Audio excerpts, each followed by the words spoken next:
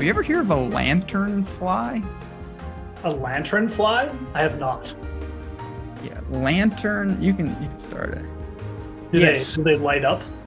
I don't think so. Spotted lantern flies. Apparently they're invasive. I saw one on the deck today and it kind of seems shady. So maybe they have infiltrated New York. We'll never know. That is one of the many questions we're going to answer tonight on PGA Live Before Lock. Yeah, we're going to talk some golf, but we might talk invasive species. We might talk moral compass. I don't know what's going to come up on the show today. I do know the BMW is upon us. There are 50 golfers left.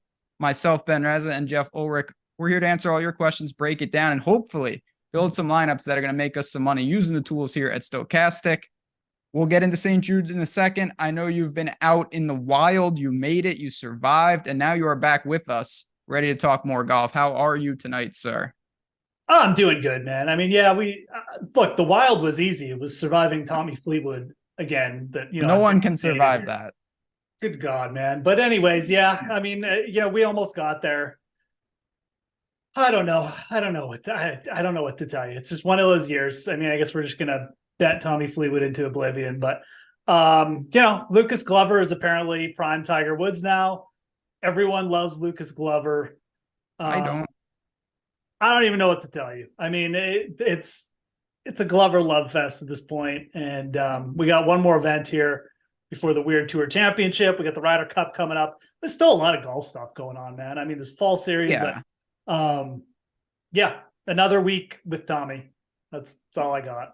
You know, these fool announcers just kept. It's honestly they're responsible because they just kept saying like, well, he's going to roll one in eventually. And every time he would miss, Lucas Glover legitimately would make a 30-footer to save par or save bogey. And it was just absurd. I don't know. You know, it's super frustrating. I still firmly believe, and this sounds crazier with every passing week, that there's really no science to winning. It's pretty arbitrary. If you put yourself in good positions, you'll just win your fair share. We've seen that with Finau. We've seen that with Paul Casey when he couldn't win. But we really haven't seen it yet with Tommy. And I hope maybe this is the week. I really don't know. I do like to ask because we have some time tonight. We'll get into Rainmakers and Olympia Fields and all that. Lucas Glover, I assume, I mean, not even just the auto qualifying, serious Ryder Cup buzz potentially, which is crazy to think about. It's actually and it's actually a good thing to think about. There are some like to make the team markets. I mean, I took a big little bite on an Adrian Moronk at like shorter odds, but I mean, I just felt like his odds just weren't reflective. I mean, the guy won in Italy. He's qualified. Well, he's not qualifying. He's top 12 in world points, 0 points. But Glover, you can get him at like plus 225, and it's really interesting, man. You've got guys like Fowler, you've got guys like Morikawa. They're probably almost assured to make the team. But then you've got guys like Cameron Young, Justin Thomas. I think a lot of people are expecting Cameron Young to make the team, maybe Keegan, maybe Justin Thomas. But like, if Cameron Young shits the bed, I mean, he doesn't have a win. And I'm talking shits the bed this week. He doesn't have a win. He doesn't have like that win to go back on like Fowler. He doesn't have Ryder Cup experience. He's not 25. Like, he's older. There's like, I could see Zach Johnson leaving Cameron Young off the team for Lucas Glover. Why not? Glover's playing better. So I think Glover still has a very realistic shot of making it. I'm not suggesting like he's a sure thing or anything. I don't even know if he's a good bet. I just think he's very live now to make it. And I think that there's 2 or 3 spots there at the back of the U.S. team yet to be decided. I think if Cameron Young plays well this week, he'll make it. But, I think that it's still wide open for a couple spots there. It absolutely is. Yeah, Cam Young, Finau, JT, who obviously can't play, Burns. Like there are names that want to improve, and some are sitting at home already. But it's one of the many wrinkles here. And let's get into it because we're going to start where we always start. And I'm going to tie a lot into this show into football, starting with Rainmakers. You can claim your PGA starter pack below for Rainmakers. And there's multiple reasons why you should do that. One is the obvious reason. It's free. Get your pack, get in there, see what cards you draw. And then 2, get familiar with the format. Because even if you don't play PGA Rainmakers, you're going to want to know about Rainmakers in a couple of weeks when you see these NFL contests. I can guarantee that. So it's a great time to get in there for free. Look around, understand the marketplace, and PGA can kind of be that intro course into Rainmakers. The link is there in chat, no doubt about it. We've seen TPC Southwind quite a bit in our lives. When I saw this was at Olympia Fields, I knew it was in Chicago area. I didn't really know much about the course, and I honestly still don't. We haven't seen this over time. It's difficult. When you heard about this and you know this course, what do you think of? I mean, I think of US Open, to be honest, from what So I do remember. I. It's a long par 70, man. Like, it's over 7,300 yards. The rough was up the last time it was here. It just played tough. Like, you look at the some of the stats. I mean, look at Hope. I forgot that this course hosted US Opens where Jim Furyk won his US Open in 2003. So I was reading my old write-ups, and yeah, it did host the US Open. So I mean, there's a reason why I think of it associated with US Open, not just the tough scoring, but it actually was a US Open host. But it's got that classic long design. It's just a tough long course. I think it could be like a PGA Tour venue, a PGA Championship venue as well. So I think that's kind of the style of golf we're going to get again. And, when you think of PGA Championship, a little bit of US Open, you think Rahm, you think Koepka, you think those guys who are just busting it off the tee, Finau when he's playing actual good golf, the guys who can bomb and gouge a little bit. And it's not really my favorite kind of golf to watch, but it does make it a little bit simpler from a paring down the field perspective, because strokes gained off the tee just tends to matter so much, not just accuracy, but length. So, a lot of missed fairways here last time they played. It was like 53% accuracy rate, which is well below tour average. The green and regulations are down. It just played like a US Open course, and I think it's going to play like that again. And we've kind of seen this. It's not a one size fits all mantra, but we have seen at these like super, US Open type venues that are tree lined and accurate, like, well, if it's going to be impossible to hit the fairway, I might as well miss the fairway 350 yards up there instead of 275 yards up there. And we've seen that work. Obviously, Bryson championed it a little, but it really, really puts pressure on your driver. If you are not long, you better be deadly accurate, because if you miss and you're far away, you're probably not going to have lines to these holes. You mentioned the par fives are very long. They're not easily gettable. I don't know if it's going to play as tough as we saw. I've seen a lot of people say that the course is very soft. There was rain, but that's going to make it. I saw a comment from Rahm that it might play even longer, just giving driving distance even more of an emphasis. And that is something I think is very, very crucial to look into this week. Yeah, absolutely. I mean, I could also see a scenario where, just looking at the weather, there is definitely some rain. There's even supposed to be maybe potentially a little bit of rain Thursday morning, where it plays soft and then it really firms up by the weekend, because it is supposed to get hotter and nicer. So yeah, I could see maybe some low scores on Thursday, just some lower scores, nothing crazy. But to your point again, like, it's still going to be a long course. So, the rough will be wet. I still think it's advantage bombers. And I still think strokes gained like off the tee is something you really want to be emphasizing. You don't want, to put it frankly, you just don't want any weaklings off the tee. Like, if guys are decently long and they're hitting it straight and consistent, that's fine. But like, for the most part, yeah, this is a week when you consider driving distance a little bit for sure. No doubt about it. And again, there's only 50 guys, so we don't have the luxury of being able to pick and choose. In certain ranges, you're only going to have a couple golfers, and you're not going to find everything that you want. We also have price tags that are into the 5K range, all of that to deal with. But I like to get things started on the show the same way. And Jordan Klein, if you're still with us behind the glass, let's bring up lineup generator. Let's see what we can do here and just get a look at what our lineup's going to look like on DraftKings in balanced builds, which I do like to look at. And I always like to start with one of the big names. And this week for me, I'm going to click Scotty Scheffler, not because he's my favorite up top, but just because I think he's a really interesting guy to play with the lineup generator in terms of generating these lineups with. I want to see, do we dip into the fives a ton? Do we get a ton of other big name guys, whether it's Rory, whether it's, Rahm? You see right there, Lee Hodges, Keegan, Chris Kirk, Patrick Rogers, you're immediately getting, or Patrick Cantlay, I should say, you're getting a nice blend of golfers right around Scheffler, some high, some low. And that is just one of the many reasons I wanted to see this, Geoff. And I'm sure you're not surprised. A lot of cheapies are going to be attached to some of these top end guys. Yeah, it's a real funny week for ownership percentages because I mean generally we have like an elite golfer or two up there who's like a little bit underpriced or something, but they're still above 8 or 9K. But I mean this week we have three golfers in terms of our ownership percentages in 7,500 or under in the top three owned. So like the cheap golfers are going to be key this week because it's a 50-man field. We got limited selections, and it's a big range again. We got guys under 6K and players over 12K. So yeah, interesting week for lineup building. To be honest, I like the fact that brought back the sub 6K guys, and we got a no cut event. So guys like Lee Hodges are going to get in 4 rounds regardless of whether he putts well or not. So nothing shocking there. Going to be a lot of guys going high low. To be honest, I think the balance build is probably, just looking from what we got up to at the lineup generator, I think balance build is probably going to be contrarian this week. So right off the bat, just looking at the lineup generator, it can probably give you a little bit of just clues into that as well. Yeah, and there it is again. This is one of the many tools. It's available in the link to the description. $4 and 48 cents for the week. I mean, if you're playing any sort of volume, test it out and see what you think. Maybe you say not for me. Maybe you say this is a great ad because it's really worth it. Next week is just Captain Showdown. I would assume, but I honestly don't know. That's going to be a show and a half. Yeah, it's always a fun show going through that and trying to remember how everything works. But I can't even remember.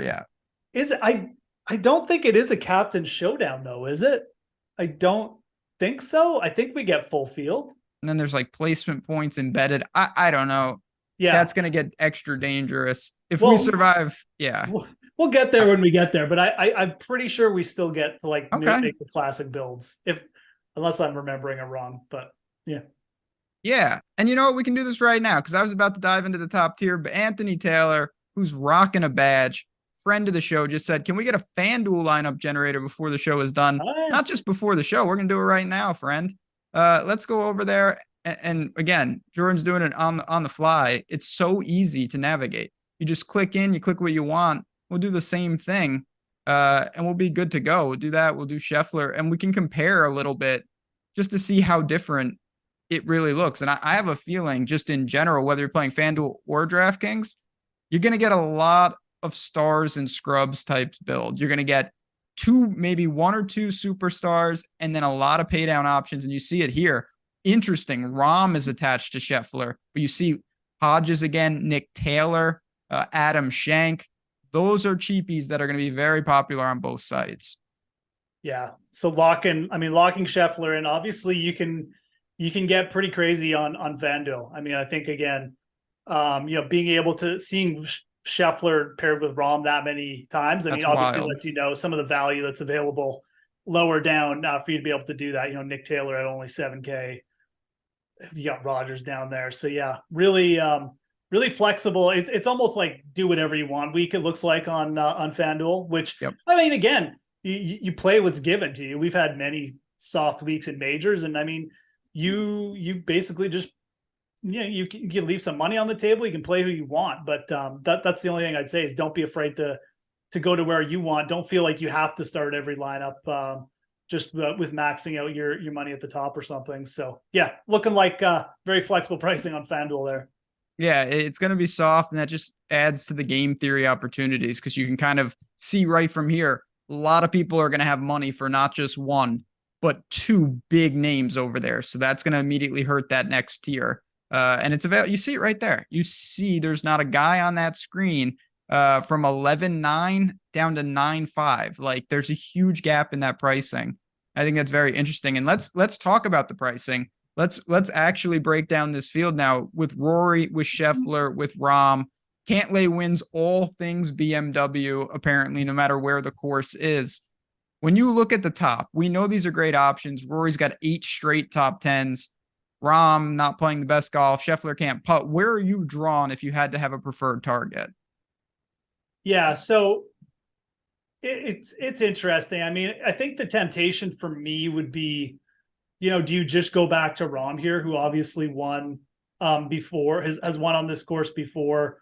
I think that people I like Rory. I mean, I really do like Rory this week. I mean, the guy's reeled off, I think, 8 straight top tens now. I Nuts. mean, he was smashing it last week.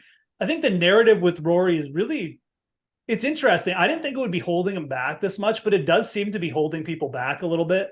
I know he's over 12,000, but we have a pretty big gap between Scheffler and McIlroy in terms of ownership. I know there's 500 between them in price as well, but we have Scheffler projected to be higher owned, but I would prefer Rory. I mean, he's got everything you want for a course like this. He's great off the tee. I mean, the approach game is there. And if you're asking me who I would trust more, like to get there around the green and putting together for a week, I mean, it would be Rory right now. I mean, Scheffler just seems a little lost. He seems like he's regressed a little bit. Could it all come back together? Sure. I mean, he took a couple weeks off. Maybe he shook the rust off last week. I'd rather go back to Rory here, who's just been a playoff beast his entire career. We don't have as big a sample size on Scheffler in the playoffs. Maybe that's not as significant as I'm making it, but I think it's got a little bit of significance. So I would actually go Rory, Rahm, Scheffler here if I'm ranking them. I do like Rahm this week, and his ownership is looking just as nice. So, maybe if I was going to pair two of them, it would be Rory and Rahm, but I'm not going to fade Rory this week. His playoff performance through his entire career has been great. He's kind of overdue to win one of these like non-tour championship events too. I don't like the overdue angle, but it's true. And really, he's just playing probably the best of the three. So give me Rory here. What do you do? Because I agree. I'm in line. Rory is driving. Everything is good. And I'll say with Scheffler, not to, when he can turn it on at any moment, it wasn't just the putting last week. The putting was not good. Yes. But even if he putted okay, he was not going to win. His ball striking was just average for him. It wasn't, you go back to like the Memorial, he gained 20 strokes tee to green and he lost 9 strokes putting. That is different. He gained 3.5 strokes tee to green in 4 rounds at the St. Jude. It was nothing crazy. It was nothing surgical. He just was average. Now, I want to bring Cantlay into this picture though, because Cantlay, he went in the drink in the playoff. He also could have won last week, and he has shown this is the time of the year where he thrives as well. Now, he's priced to the premium, and I know he's a good player. I'm having a little trouble getting to him. What do you do with him? Is he an attachment? Is he a starting point? Or is he a fade? I'd be okay using him as a starting point for balanced lineups.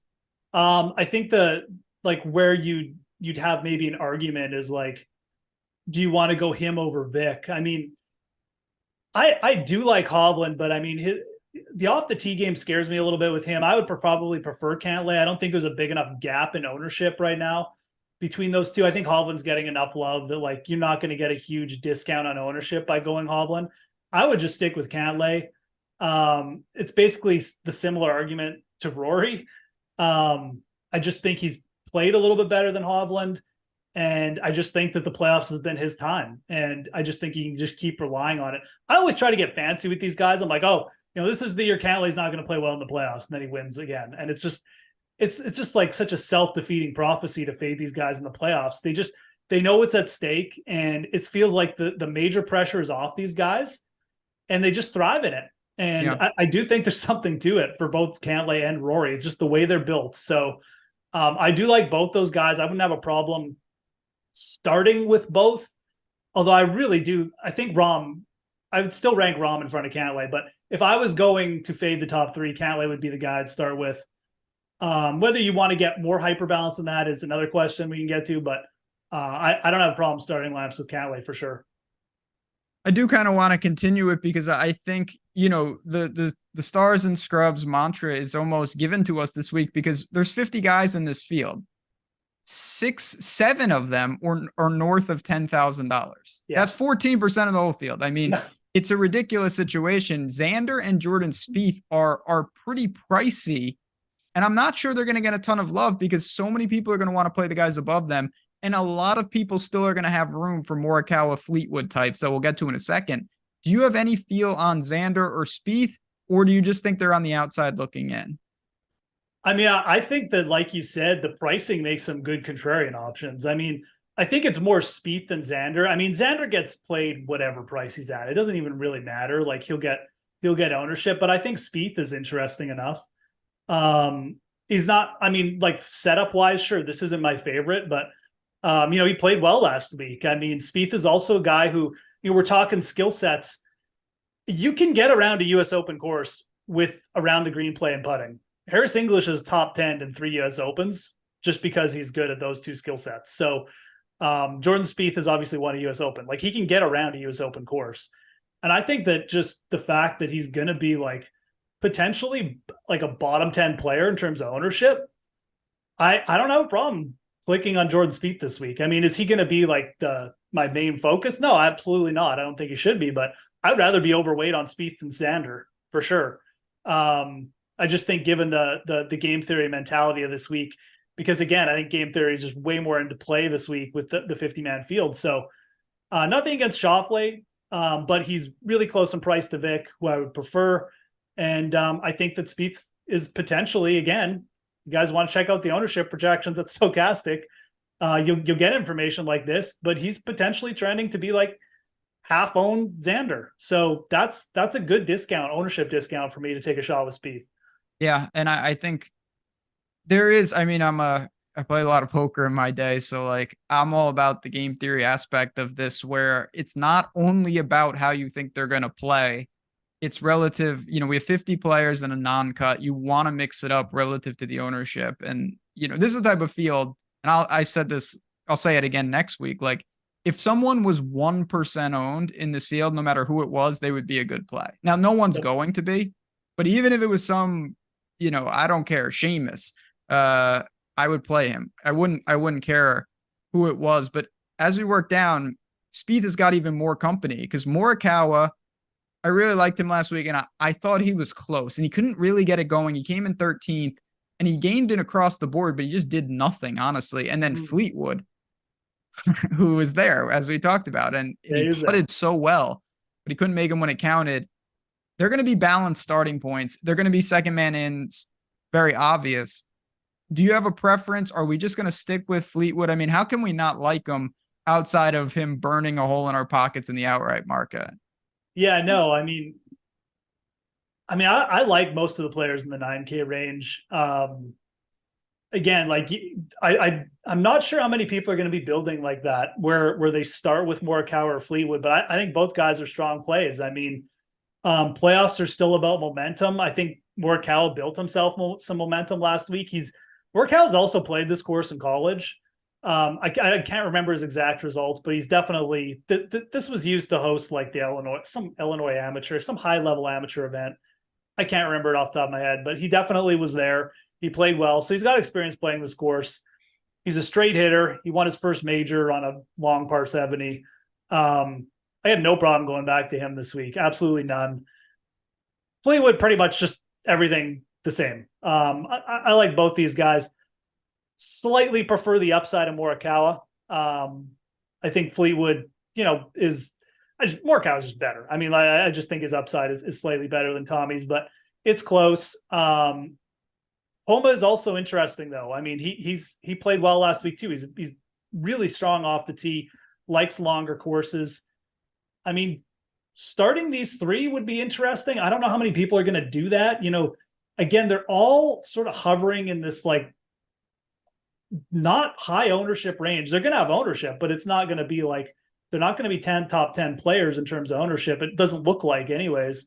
I don't really think any of them will get that popular just because of their price range. So I like all three of these. If I had to rank them, I think Morikawa the best upside. Maybe you could say Fleetwood the best floor, but yeah, I like all three of these guys, to be honest. I mean, I have nothing bad to say about any of them. It's just how you want to mix and match. Do you want to do skill sets? Are you going for pure upside? Like, what's your cup of tea? So like all three of them. It's hard not to. It's a good range, and I definitely have some builds that don't have 10K guys in them. That's what I plan to do, and you can really pepper that range. And the tricky part for me isn't that it's there's still several names in the nines that I really like. Some that I've been backing with Hideki, who can handle these type of courses. I loved Sanjay last week. Now he was at a different price point, and he still paid off, but he was a eagle chip away that should have went in, and then he missed the 3-foot birdie from getting in the mix late. Sanjay's got a price bump, and then Ricky, Glover, and Hatton to round out the range. what do you make of the lower nines in terms of guys that stand out? And can we play? Lucas Glover is now getting a real price bump. I mean, he's up Yeah. there. And I say this is the week to stop rostering Lucas Glover. If I can't do it. I can't roster 9,100 Lucas Glover. I mean, it makes sense from a course setup perspective that he's going to maybe potentially struggle a little bit this week. It's a longer course. If anything's going to hurt him, it's going to be just the off the tee. He's not long anymore. If it gets just a little bit too off distance, like the around the green game's not going to save him. So, look, I mean, look, it's a great story. It really is. I mean, if he wasn't costing me money on Byung-Hun An and Tommy Fleetwood every week, I would be. It's a great story. It really is. I like seeing veteran guys break through, but I really do think like this is probably the week to get off. I mean, I know the Ryder Cup is there, and I'm not expecting him to like finish 50th or something, but he's 9,100 now. So remember that like a T20 may not be as powerful as it was when he was like 88,000. So I really like Sungjae for the simple fact that we talked about this last week. He's driving it well again. And that's just a huge factor on this course. Sungjae, when he's driving it well, isn't just long, but he's straight. He's really good at hitting fairways. And I think that that'll translate well to this week. So I like him the most of this range, like from Matsuyama down. I don't mind Hideki. Hideki's kind of just been all over the place a little bit. I think Sungjae I prefer a little bit better. I trust him with the putter more and the around the green game a bit more. Although, as you mentioned last week, it wasn't that good because it did cost us down the stretch, but it was still good enough to get in the mix. So yeah, the wild card there is like Fowler. I don't know what to do with Ricky. I mean, I'm a little worried that like, and you kind of warned me on this last week that maybe like Ricky was at the peak and maybe we're going to see a little regression, but at the same time, I could see the argument for getting back on him. I still prefer Sungjae in this range. I think Matsuyama's probably got the better floor. And then if you want to take a wild card shot, it would probably be Fowler or Hatton for me. I'm okay with Ricky this week. I was pretty adamant that I was a little skeeved out last week, only because, again, I'm going to play the game theory. I think people who were buying on Ricky probably, for the most part, are saying, okay, this isn't really working. He had his moment. He broke through. Let me wait. It might be a good time to add a couple of shares on a blind stab. It's a pretty easy range for me. I like Sungjae the best. I like Glover the worst. And I think everybody else is playable. That's just how I'm going about it. Lucas Glover is playing amazing, but you're just Lucas Glover. If there's one guy in this field, maybe that we know who he is, like Lucas Glover's not 24, and it's like maybe he's amazing. Like, no, Lucas Glover's playing amazing, but he is not, in fact, a $9,100 golfer in a 50-man FedEx Cup playoff event. He's just not. Now, it's about what he's doing right now. I get that, but I'm not paying that tax. If he wins again, more power to him. If he wins again, the sun is going to explode or something. I mean, if he wins again, there's just no rhyme or reason for anything. But what you said is more pertinent because it's not about winning again. It's if he comes in 33rd, which if he didn't win these last two events, wouldn't register any type of newsworthy story, he will actively hurt you in this spot. And that's a big reasonable outcome there. So let's work down kind of to the top of the mid-range as we go with Corey Connors, who I think makes sense. Wyndham Clark, who I will take a victory lap. He was my fade of the week last week, and he was terrible. Can he bounce back, though? I think maybe he can in the spot. And then you have Tom Kim and Jason Day. Talk to me about the top of the 8K range. Yeah, like you, I mean, I will take a small victory lap on Wyndham Clark as well. I mean, wrote him up. I mean, he had regressed a little bit in the ball striking. I mean, again, like Lucas Glover. I mean, great player, but he had his run. At some point, he's just going to come back down to earth for a couple events. But, you know, again, like we're getting Wyndham Clark now where he's not going to be a top 10 owned player. He's going to be bottom 20 player in terms of ownership, which I like. His price hasn't moved. And he sets up well for this week because one thing I think Clark has continued, what he will always continue to do is drive the ball well. Like that has been a staple of his game since he came on tour. He hits fairways and he's long. And that's really going to help him this week. So if this putter bounces back, even if his approach game isn't good, like he could save us with the putter as well, grind out a top 10. He's cheaper than Glover. Yeah, absolutely. I like taking a shot with Wyndham Clark this week. Definitely skittish on Tom Kim at this point. I know that injury thing is still lingering. I don't know what's going on with that, but did not end the tournament well. I don't like him on long golf courses right now. Not sure if that's ever going to be his cup of tea, like US Open style courses. We'll see, but I know he had like the good result at the US Open, but it's also a weird US Open course. So just a little bit worried on him for this course. I just don't necessarily love it. I'm a little bit interested in Jason Day for this kind of course. Again, I mentioned the short game and putting. I think Day is the kind of guy who could just flip it on here in a spot where, you know, he needs a big result. And then Cam Young at 8,500, who, just checking the ownership percentages again, you know, getting some love. I do expect Cam Young probably potentially to hit like the higher end of the ownership, but he needs a big week here. I mentioned like his Ryder Cup spot is not secure. He needs a big week for East Lake. Let's not forget, like he was in the mix at the Open a couple events ago. I still think that, you know, he's a player who can pop up at any time. So I do like Young down there at 85. I do like Clark, just like you. Connors feels good. I mean, the only thing I don't like about Connors is just priced up, but I guess the price will also keep the ownership down. So it's kind of a double-edged sword. But that's kind of how I'm viewing the range. Like the kind of upside on the Day and Clark there. I would take a shot with Clark over Day probably, but Connor's the safer play. Cam Young to me, nice little upside value. Yeah, I'm with you. The one thing I'll say about non-cuts is when you look at the strokes gain data, you have to keep in mind that they can't get cut. So it looks worse if you're playing bad. Like if you did that during the year, you would just miss the cut and your strokes gained would just be pretty bad for 2 rounds. But he has to play 36 more holes when he's out of it. So you're like, oh my God, this guy lost 10 strokes tee to green. Like, yeah, he would have gotten cut at a normal event. So I don't really worry about that. I don't think it's a huge deal, to be honest. And I'm okay trying to buy back. I think, and I could be wrong, obviously, I think this is a good spot for Tony Finau. I'm going to try to time this for Tony. He's not been playing good. He's another guy that has Ryder Cup incentive. He lost 8 strokes putting last week. He gets a change of surface here. And in theory, I know he hasn't played good golf really for months now. But if I take Tony Finau, you know, long term, I think this is a great course for him. It is a great course. He played really well here when they played here last time. And just to add on to what you're talking about, the strokes gain data, it's definitely a week where I have not paid much attention to what happened last week. The other thing is we had a really heavy water course. You hit 2 balls in the water and you lose like 5 strokes. Correct. Like so, you know, again, it skews data. You know, those misses on a regular course wouldn't register the same. So do keep that in mind. I'm with you on Finau. I mean, he putted really well in Minnesota, like in his like second last start. Didn't look good last week, but again, like we're gonna get an ownership discount now because of that. So yeah, let's take advantage. Finau is plus 150 to make the US Ryder Cup team. Really, when you sit back and think about that, Ben, it's kind of insane to think about. The dude won 3 times last year, and he's won this. He's got 4 wins.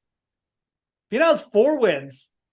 He's plus 150 to make the team, and Cameron Young has 0 wins, and he's in 9th, and he's like favored to make the team. It's weird, isn't it? I don't get it. It's really weird.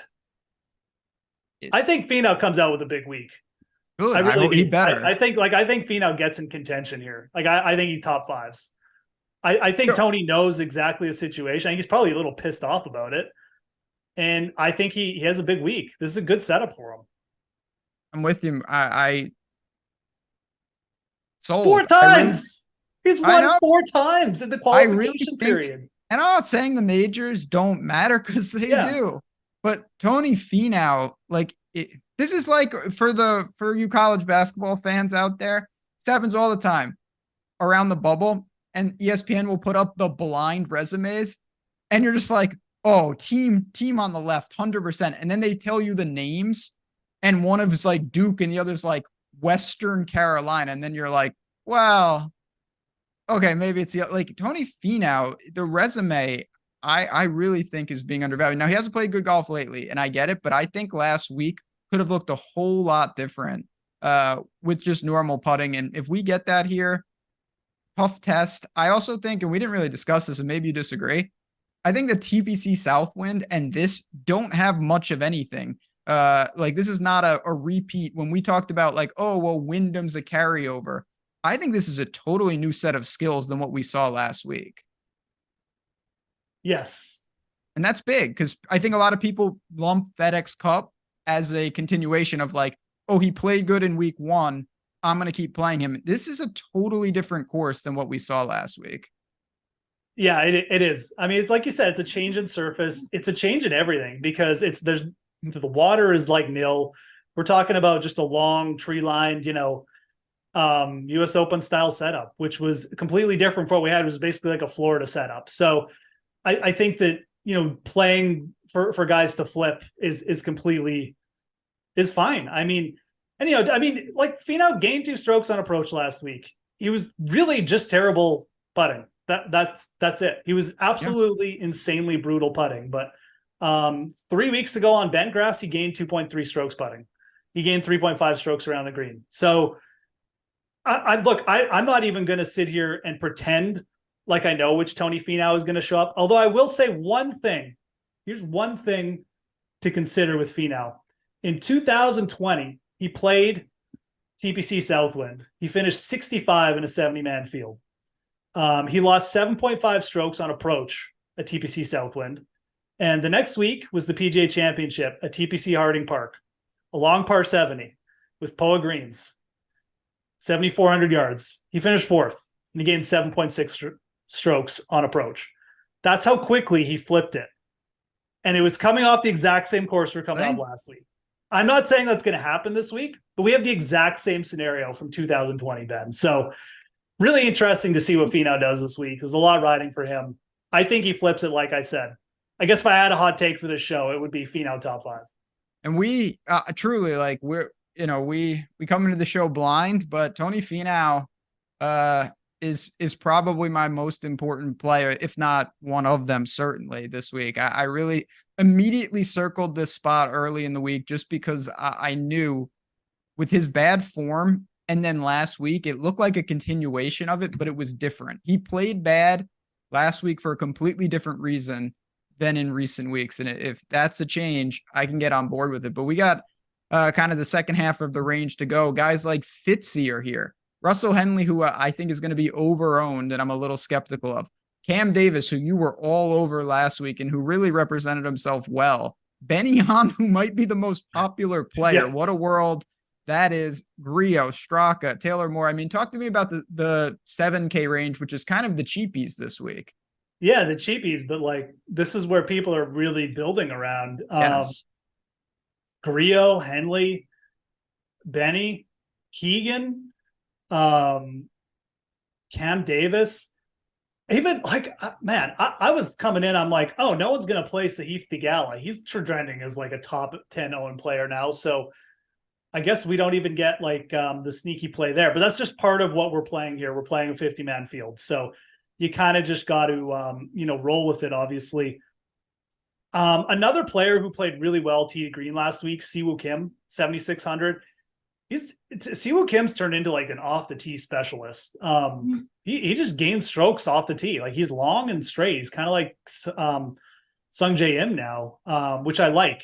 His problem is that his putter is he's switched to the long putter and he's gone anti Lucas Glover. It's made him a worse putter. So I don't really know what to do with him, but I do think like from a US Open style setup, we saw him thrive at Memorial earlier. I think Siwoo could do something this week. So I don't mind going to him, but in this range, all I would say is I would just play who you like. I mean, again, it's a no cut event. And for this range, I would really just kind of what we talked about last week, guys who you think are going to be the best scorers. I think Siwoo with that strong tee to green game is going to be a very good scorer this week just because of the setup. It's not a birdie fest, but you need guys who are going to be able to kind of, give you birdie chances and be able to bounce back after bogeys. I think Siwoo can do that. I think Griot can do that to an extent. I think Straka as well Keegan as well. I actually think Sahith can do that as well because he's such a good putter. So those are kind of the players I'm looking at. I don't mind Cam Davis again. I don't like him as much as I did last week because last week was a bit more of a scores course, but I like Siwoo the most. And like I said, those other guys would come in just below him, but it's a tough range because everyone's going to have ownership. And I think you really just got to play for like the scoring upside. So like Thigala, like Kim, I think Griot and Straka have been played well enough that you kind of can mix them in, but it's weird range because all these guys are going to have ownership. So, and I really believe that it's not a product of people liking these guys. It's a product that they make the builds of the guys that people like up top easy. And you build, and then you're like, oh, Benny On's playing super solid. I'll click him. Oh, Griot, like he fits fine. And Thigala, like he showed some form. And then you look, and they're very, very popular. And that is a tricky thing. Even Keegan's going to get a lot of ownership this week. And it's not to say that I want to fade them because I do like some of these guys, but you have direct pivots in this salary range that you really can consider if you're trying to be different. But the 7K range of all the ranges, I think is getting maybe the most ownership. And that is such a shocking thing. We have every single person in the sevens projected for over 10%. Now it's a 50-man field. 10% is not 10%, in the real world, but still, I really do see that coming to fruition. I like Siwoo. I like On. I mean, Griot's Griot. He's got to keep the putting up. He's been draining a ton of putts lately, and that's been saving him because his around the green game is still terrible. And if he doesn't bring that, he's got to keep that going. The last couple of weeks, he's represented himself really well, and that's helped him out quite a bit. Starting at the Open, Taylor Moore. I think I'm gonna kind of stick with those guys. I'll say this: I don't really like Poston. I don't think this is the right course for him. Yeah. He gained 5 strokes putting last week. He's an easy course guy, and I have a feeling he might get exposed a little this week. Yeah, I would probably throw Taylor Moore in that bucket as well. Not that like Taylor Moore's got a good long game. It's just his around the green game isn't great. He's been really hot with the putter. And we're changing surface. Don't forget, like he's been putting on Bermuda. These are different, fast POA bent greens. I could see him struggling. He's been a bit up and down with that putter too. Like he's had some off weeks. So I agree with the Poston call. And I feel like Taylor Moore also just had a poor end to his tournament. Could affect him here. So I wouldn't be shocked if Taylor Moore got a little bit exposed this week too. So those are two guys I'd be fading. Like I said, I don't mind Keegan. Thigala, obviously more volatile, but I think his birdie upside makes him playable. I really do like Siwoo Kim. I'll advocate for him kind of as the Cam Davis play this week. Yeah. I just think with this setup and with how strong he is tee to green right now, I think that's a guy who's just going to grind out 4 good rounds for you. And by the end of the week, you're going to be like, oh, Siwoo's in like 8th. And look at all these placement points and potentially birdie points too. So that'd be my like Cam Young call for the week there. I like him in a no cut here. Cam Davis, but yeah, absolutely. Cam Davis, sorry, yes. No, I got you. It was too many Cams. You're telling me they need to do elimination. Too many Taylors. Thank God Taylor Montgomery is not here. There's too much going on. I get it. All right, let's move to the 6 and 5K range. Don't say that a ton. And I will also say, of course, if you're getting, and now I'll be, so I always am, try to be honest with you guys. I think the best thing we got going on right now is half off Platinum. Platinum Pass here at Stokastic get you everything. And if I was buying something right now, as much as I love golf, I'd want college football in the end. College football starts in 10 days. 10 days from now, college football. Matt Kajeski and myself, we're going to be powering that. Cannot wait. NFL is here. So if you're looking to get inside the ropes, use the links and get the most bang for your buck. Get all the sports. MLB still going on. NBA will be here soon enough. And of course, PGA really never ends. And it's just straight lawless. But we got to find some cheapies. Adam Hadwin, Putnam, Denny McPutts. I want to hear your thoughts on him. Ooh. He was a month ago, couldn't run fast to the window to cash your Denny's going to win ticket. And now people like he's got the plague. Do we buy low on him? What are you doing with the first guys in the 6K range? Denny was like playing well for about 10 holes last week, and then it just and then the wheels didn't just fall off. They disintegrated, and the chassis also was rusting out. Yeah. The thing from Star Wars that like consumes the people, you know, when they're in the desert. Right. The monster. That thing is just like monster. Yeah. That whatever that thing is, that's where Denny went last week. Very bad. That's where he is. Can he pull himself out of it? I mean, yeah, he can. He's Denny McPutz, man. Because gotta use the golf club. He's got the magic wand. Yeah. That look again. We look at strokes gain data for a reason, but this is just such a volatile flip, and we've got the playoffs, and some of these guys have been playing a lot, and some of these guys like Denny and Finau kind of just took a week off. Like it's almost like a week off for them. I know they were out there playing, but they weren't in contention. The thing about Denny now is he's going to be in the bottom half of the field for ownership, which is again something that just should make you interested in him off the bat. Is he a risky play? Yeah, because if he plays like he did last week, he's going to kill your lineup. But we saw some elite putters get in contention here last year, like or in 2020. I think Brendan Todd, who's actually right below him in price, was in contention. There's a couple other names, like Tyler Duncan was in the mix. Denny is could absolutely do it. I mean, like again, where did he have his best result? You know, Memorial. At an event where it was like 6 under winning. He had a really good U.S. Open. Denny can absolutely grind it out with the best of them. I think the switch in venue is probably going to be beneficial for him.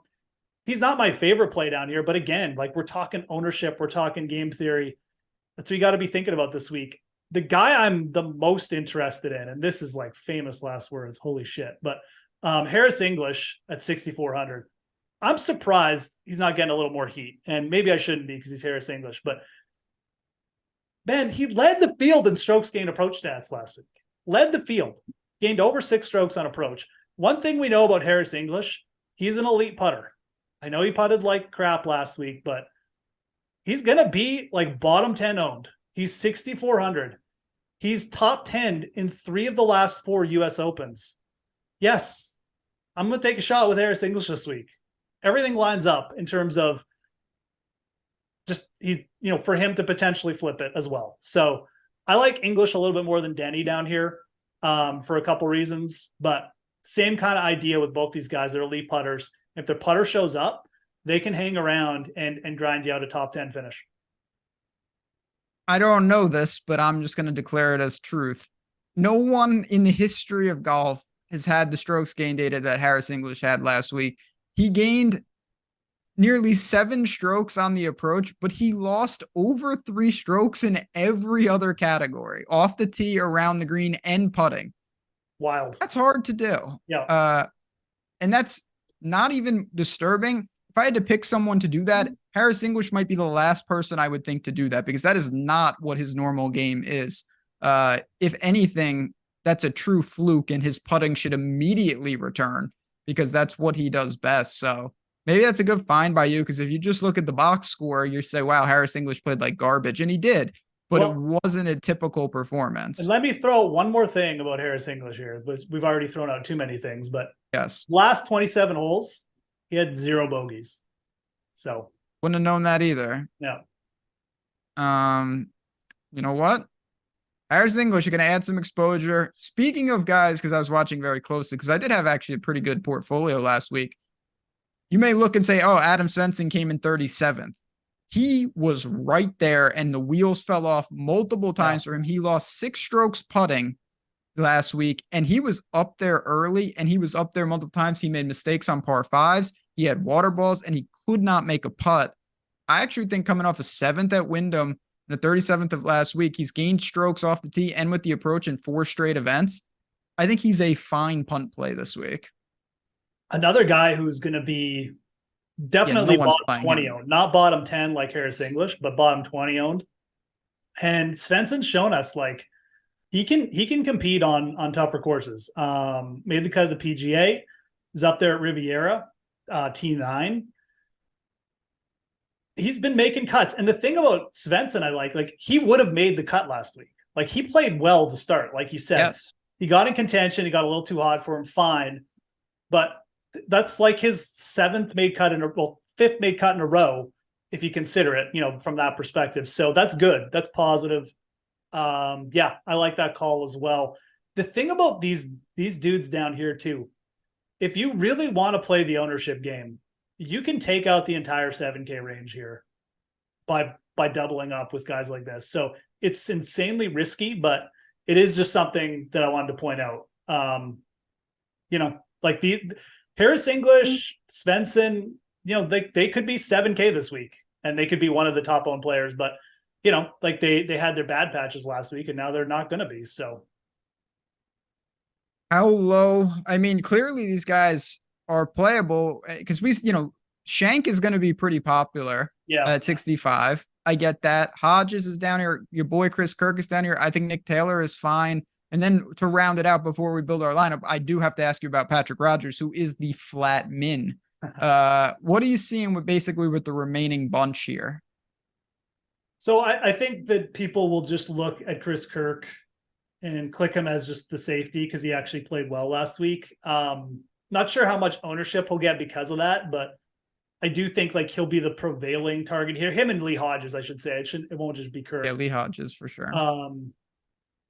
But those would be the two names. So I think that everyone else will just be lower owned. So it's really just pick who you like kind of thing. My first inclination is like the best player would be Kurt Kitayama. He hasn't played like the best player, but like I think like his upside if he plays his best. Where did he win? Again, Bay Hill. He's played well at some other tougher courses. It's extremely volatile. He made the cut at the Open. He made the cut at the Scottish Open.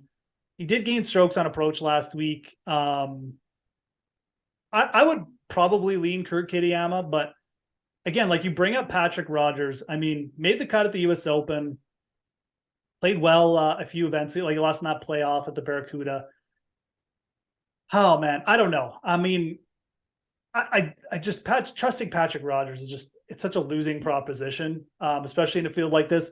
I would lean Kitayama there if I was going to go down, way down. I think Kitayama's just got that all around game that would allow him to compete if he can potentially just get the putts going or straighten the driver out. So like that, I think Seamus Power still has a little bit of appeal just from the perspective of like that putter can get going at any time. But I like Kitayama under 6K. That's the golfer I kind of have circled, and it's really just process of elimination. Nobody else really just sticks out, so it would be Kitayama for me. Thing about Kitayama, it's pretty easy sell in this regard. You're probably gonna get, I'd say, a 35th to 50th result, and that's not good. When Kitayama is good, he wins GPPs for people. He won an elite event here. He won API. He came in 4th at the PGA. What did he do between those two starts? He won API. This were his results after that. Miscut. And then he went to the PGA and he came in 4th. So you look and you say, man, he's playing terrible. Doesn't seem to matter. He randomly has top 5 equity. And I'm not sure you could say that about anyone else down here. I think all these other guys beat him more often than not. But Kitayama for GPP large fields has got to be playable. It's got to be the play. Like it just really, he's just a good player. I know his results have been.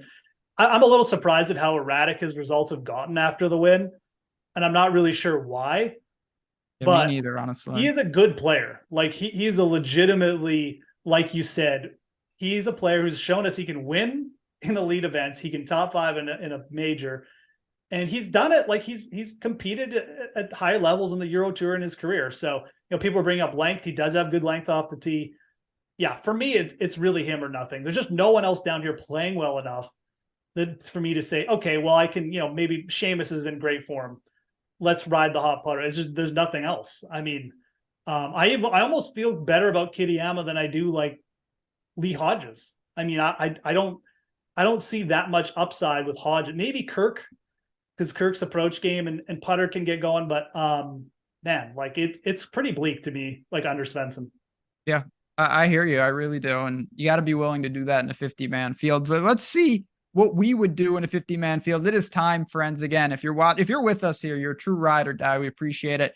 Hitting the like button, just take 2 seconds and do it. It really does help us out. Obviously, make sure you subscribe to these channels. Make sure you follow us good people on Twitter. It's still called Twitter, right? I always wonder that. Is it called, I know, but is it called Twitter X now, or is it just X? Twitter X. Or is it just like follow us on X? I feel like that's just very absurd to say. And I'm not going to say that. So you guys I'm not going to say it. No, that's just not going to happen. So we're here. We're available, but let's build. Let's pull this up and see what we can do. All right. The floor. This is going to be a weird looking lineup. I can already tell. What are we going to do? You can already tell. Yeah, hit me up on X. Vibes. That sounds like I go to raves, and I don't go to raves. I'm not going to say that. That can't be doing that. Man, like where do you start this week? It is just, I'm going to throw in, I'm just going to say Siwoo Kim. I really do like his upside this week. He played really good last week.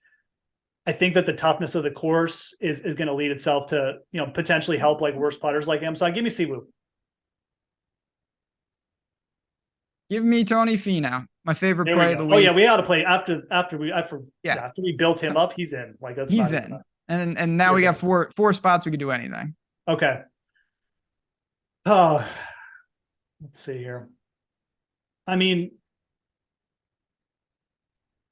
like picking between Morikawa and Fleetwood is rough this week. I'm you know what? I'm going to go Morikawa. I'm going to throw Morikawa in. I really do like the setup here. Last time he really popped, it was on POA, blend greens. Again, I mentioned that record on the long par 70s. So give me Morikawa here. 98. And then you still got room to go really wherever you want.